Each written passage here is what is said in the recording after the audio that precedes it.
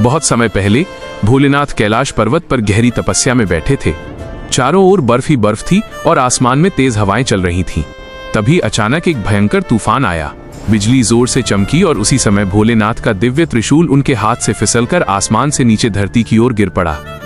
वो त्रिशूल कई पहाड़ों, बादलों और नदियों को पार करता हुआ एक घने जंगल में जाकर गिरा। जैसे ही त्रिशूल जमीन पर गिरा, पूरी धरती हिल उठी। जंगल के जानवर डरकर इधर उधर भागने लगे। उसी जंगल में एक छोटा लेकिन बहुत चंचल बंदर रहता था। उसका नाम था कपी। कपी बाकी बंदरों से अलग था क्योंकि उसका दिल बहुत साफ था। जब उसने जंगल के बीचों बीच चमकती हुई रोशनी देखी तो वो धीरे धीरे वहां पहुंचा।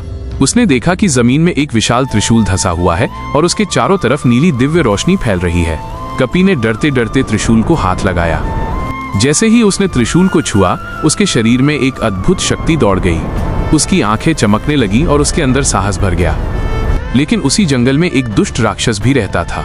उसे जब त्रिशूल की शक्ति के बारे में पता चला तो वो उसे हासिल करने जंगल में आ पहुंचा। राक्षस ने कपी को डराने की कोशिश की, मगर कपी ने हिम्मत नहीं हारी।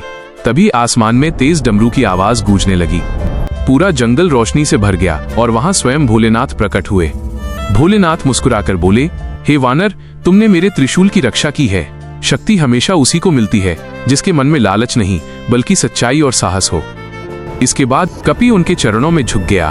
भोलेनाथ ने आशीर्वाद देते हुए कहा, आज से इस जंगल की रक्षा तुम्हारी जिम्मेदारी है। और तभी भोलेनाथ कैलाश की ओर वापस जाने ही वाले होते हैं। उन्हें याद आ जाता है कि आपने वीडियो लाइक नहीं की।